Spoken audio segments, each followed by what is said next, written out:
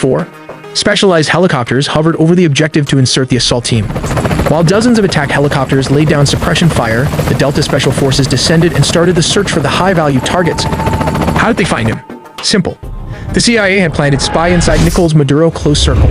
While back in the US, Delta Force built an exact replica of his safe house, rehearsing the raid until they could do it blindfolded. While operators breached the room so fast, his security could not even react to the situation as the sound of flash grenades disoriented the security guard. Using blowtorch, they caught him before he could even lock all the doors. Maduro's shock and awe froze him as Delta Force breached the compound. Nicolás Maduro and his wife, Celia Flores, were physically secured.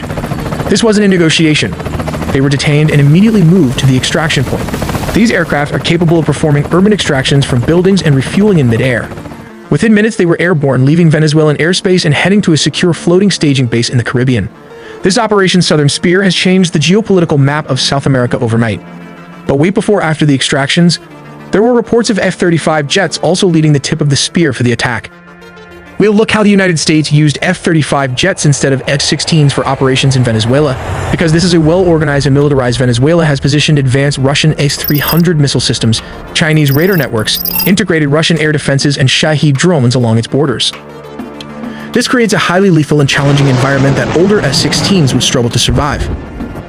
As stated, around 150 aircrafts and a massive 8 U.S. destroyers were stationed there. It also has 3 amphibious aircraft carrier and surveillance plane to turn it into a massive command and control juggernaut capable of overcoming a modern military's air defenses. Signals a readiness to counter Venezuela's entire air defense network if necessary. But why Venezuela Air Force failed to intercept? As of 2025, Venezuela's fighter jet fleet consists mainly of approximately 21 Sukhoi Su-30 multirole fighters delivered by Russia between 2006 and 2008, which now form the backbone of their combat air power. Additionally, they maintain about 5 operational S-16 Fighting Falcons from an older batch, including 3 single-seat S-16As and 2 two-seat S-16Vs. These S-16s are aging and suffer from limited maintenance and part support due to U.S. sanctions, although they have been supplemented with Israeli upgrades.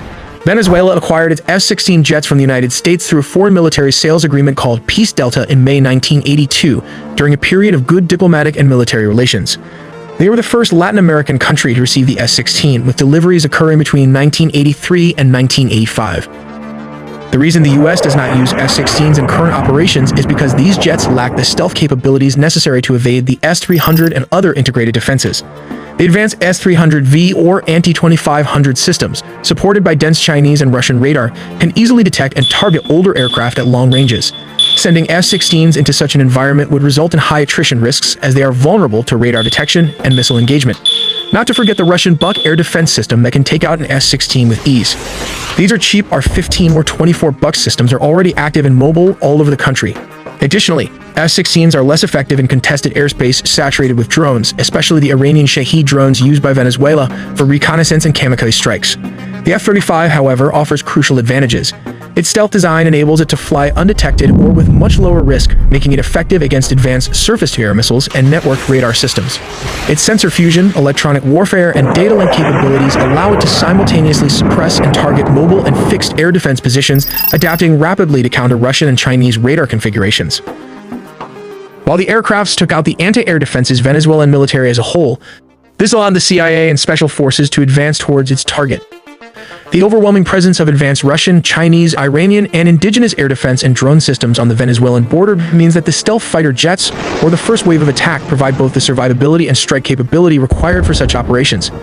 But how do they rotate clockwise? Well, the distance from Puerto Rico to Venezuela is about 1,300 kilometers.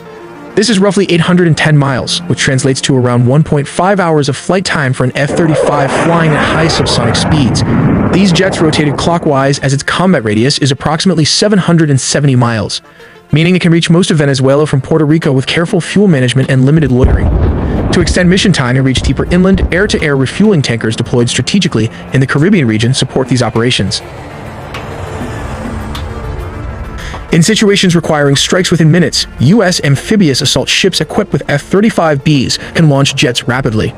From such ships positioned in the Caribbean, F-35Bs can reach Venezuelan targets within roughly 15 to 10 minutes, depending on speed and route. Targets typically include narco-traffickers' networks, air defense installations, command centers, and drone facilities, enabling flexible sea-based strike options against both Venezuelan military and criminal infrastructure. In essence, the F-35 deployment by the U.S. near Venezuela redefines military capabilities in the region.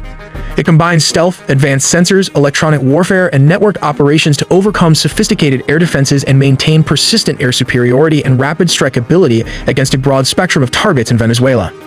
This reflects a strategy that goes beyond counter-narcotics to deter and, if necessary, decisively counter the Venezuelan military threat.